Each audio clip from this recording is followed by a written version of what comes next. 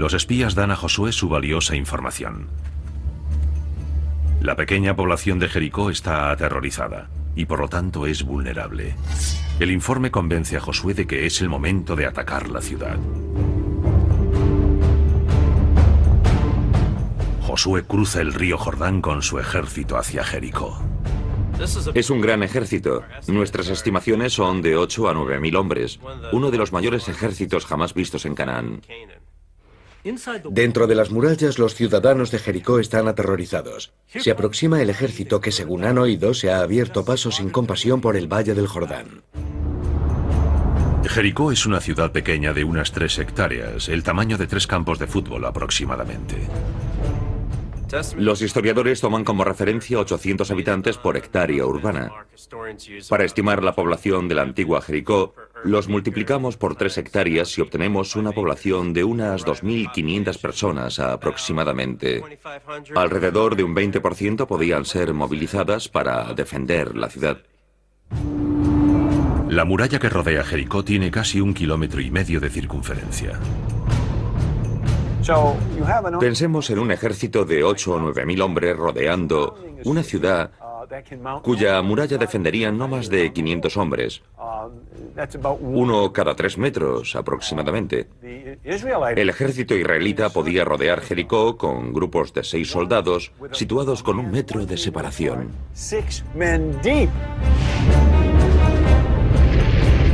Pero ese enorme ejército no ataca. Josué hace que sus soldados marchen alrededor de Jericó durante 6 días. La descripción bíblica del plan parece absurda a primera vista. Según la Biblia, Yahvé dice a Josué: deberás marchar alrededor de la ciudad durante 6 días.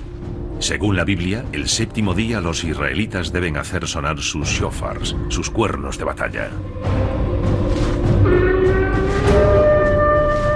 Y así las murallas se vendrán abajo. Todo el mundo conoce la vieja historia de Josué en la batalla de Jericó y el derrumbe de las murallas. Josué 3:16-20. Josué dijo: lancen el grito de guerra porque Yahvé les entrega la ciudad. Al oír las trompetas, el pueblo prorrumpió en un griterío ensordecedor y el muro se desplomó. Enseguida el pueblo cometió contra la ciudad, cada uno contra lo que tenía delante, y la tomaron. Las murallas caen y las defensas de Jericó se desmoronan. ¿Se trata de un milagro o hay otra explicación? Las murallas de Jericó se derrumban.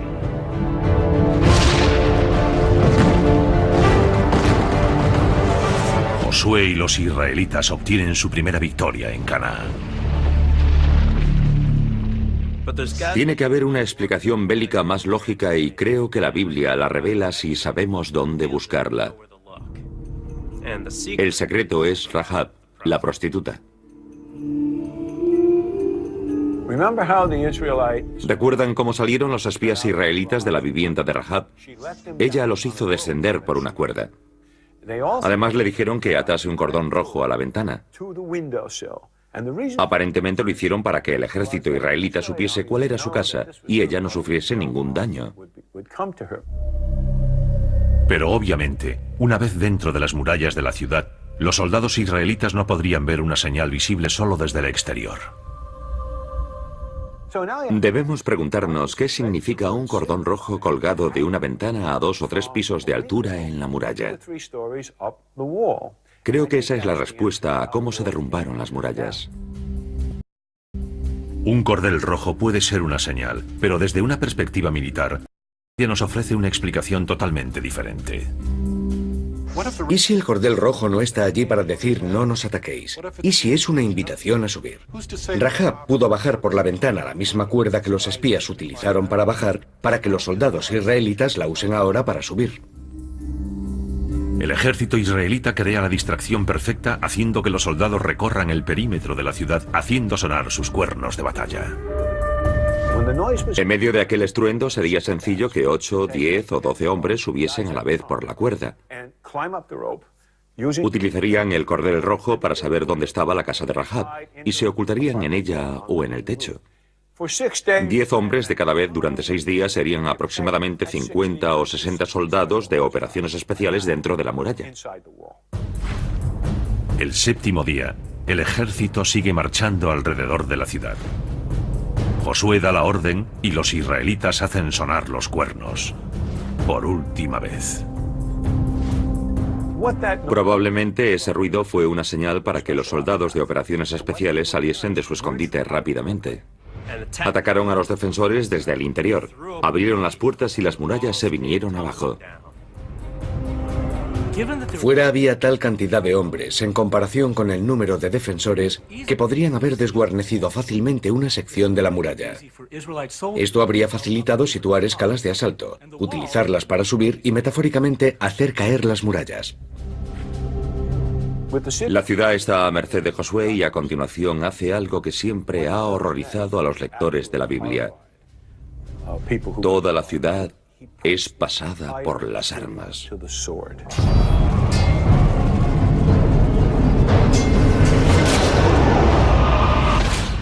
El término hebreo es Kol ha-Nesema. Entrar en la ciudad y matar todo lo que respire. Se desata una masacre cuerpo a cuerpo.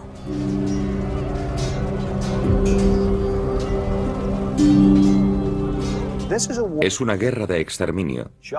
Josué quiere enviar un mensaje a los demás reyes de Canaán. Este será vuestro destino si no os marcháis.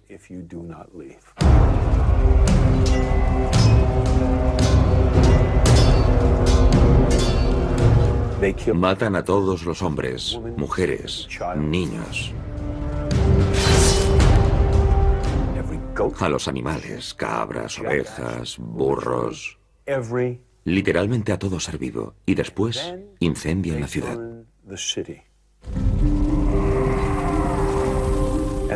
La pobre gente de Jericó tuvo que enfrentarse a un destino realmente horrible. Josué es un buen táctico y un buen estratega. Sin embargo, también parece estar obsesionado por Dios. Está dispuesto a hacer sufrir semejante horror a una población totalmente inocente, no solo para lograr sus objetivos militares, sino tal vez para cumplir la promesa de Yahvé. Irás a la tierra de Canaán y tomarás aquellas ciudades que te he dado como herencia. El precio de esa herencia, al menos en términos humanos, es sin duda muy elevado.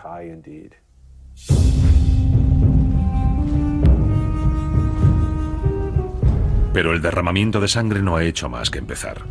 El motivo de Josué para destruir Jericó fue principalmente psicológico. Su siguiente objetivo será estratégico. La ciudad de Betel, a unos 16 kilómetros al norte de la Jerusalén actual, controla un paso clave hacia las montañas. Desde aquí, Josué puede comenzar a controlar la región montañosa de Canaán. Betel es uno de los pocos lugares de las montañas donde puede establecerse un ejército invasor. Por tanto, necesitan conquistar ese paso antes de que Josué pueda llevar a cabo el resto de su estrategia, ya que así podrán atacar las montañas avanzando en ambas direcciones y neutralizar todas las ciudades-estado cananeas. Antes de ordenar el avance de sus 8.000 soldados, Josué envía un pequeño grupo de reconocimiento a Betel. En su camino encuentran las ruinas de una ciudad llamada Ai. Unos 1000 años antes, Ai había sido una ciudad muy fortificada, pero en la época de Josué son solo ruinas. Pero esas ruinas desempeñarán un papel importante en la siguiente fase de la conquista de Josué. El grupo de reconocimiento de Josué informa de que Betel y Ai serán fáciles de derrotar. Le aconsejan no enviar todo el ejército hacia las ruinas, porque no tendría mucho sentido. Josué confía en esa información y envía solo unos 600 hombres a Ai. No sospecha que el ejército betelita se esconde en las ruinas. En Ai, Josué comete uno de sus escasos errores. La función de un grupo de reconocimiento es informar de la situación sobre el terreno, no hacer sugerencias operativas. Mientras el resto del pelotón permanece fuera, un pequeño grupo de reconocimiento entra en las ruinas.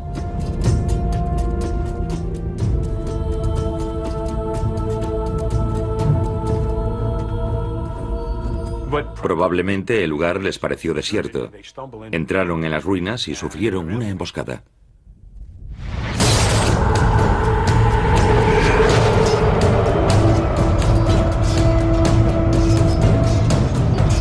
mayor parte del grupo de reconocimiento es masacrado. Los demás miembros del pelotón israelita son presa del pánico y se retiran. La emboscada de Ai se convierte en la primera derrota de Josué.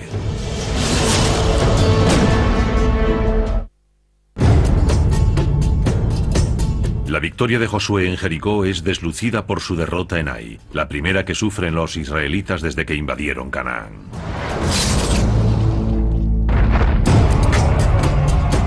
Un pequeño pelotón de soldados israelitas sufre una emboscada y es masacrado por un grupo cananeo, los betelitas. Es interesante lo que Josué hace o piensa en ese momento. No le preocupa tanto la pequeña derrota en el campo de batalla como su efecto en la moral de los cananeos. Había destruido la ciudad de Jericó para enviar un mensaje psicológico a todas las ciudades-estado cananeas y ahora sus soldados han sido derrotados. La Biblia nos dice que su mayor preocupación es haber perdido esa ventaja psicológica y para compensarla decide pasar rápidamente al ataque. A la mañana siguiente, Josué moviliza a los 8000 hombres de su ejército y los dirige hacia Ai. El ejército de Josué tarda la mayor parte del día en llegar hasta Ai. Llegan al atardecer y se colocan detrás de unas colinas al este de las ruinas.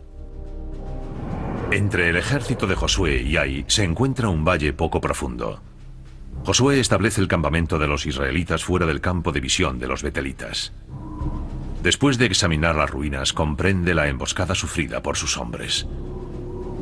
Las ruinas de Ai forman un campo de batalla caótico. 5 hectáreas de escombros rodeadas por un muro caído, una mezcla de cascotes y edificios derrumbados, el terreno perfecto para emboscada.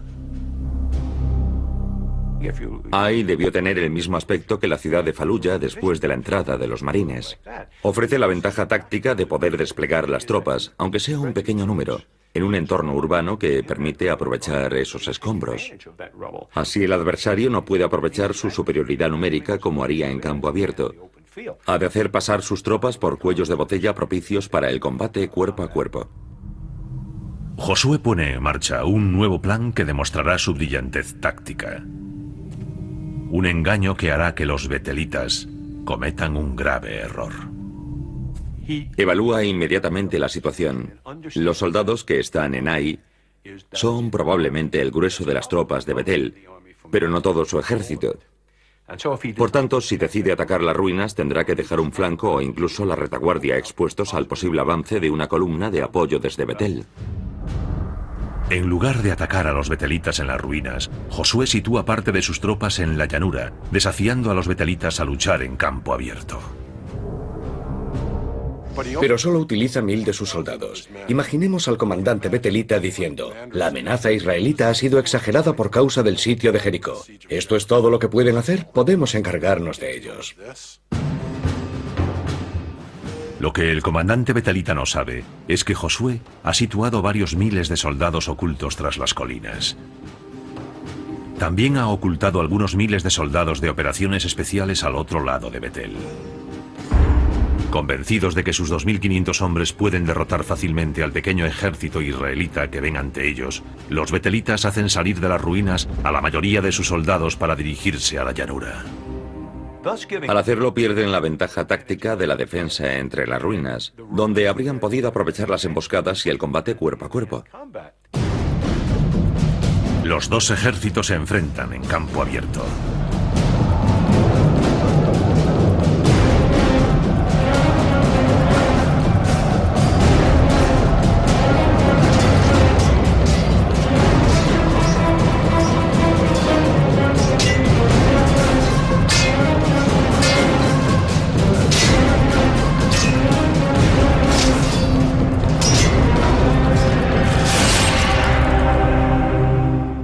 Es una batalla con sangre, rostros y miradas frente a frente. El arma principal de ambos ejércitos es la espada curva de bronce. Su hoja de 30 centímetros y su empuñadura se forjan a partir de una única pieza de bronce para darle mayor resistencia. También portan lanzas de madera de 1,80 m de longitud. Estas armas tienen una afilada punta de bronce. Los israelitas también usan ondas que convierten pequeñas piedras en proyectiles letales que matan como balas. El campo de batalla de Ai no tarda en llenarse de cadáveres. Los israelitas que quedan en pie en el campo de batalla están desbordados y se retiran. En este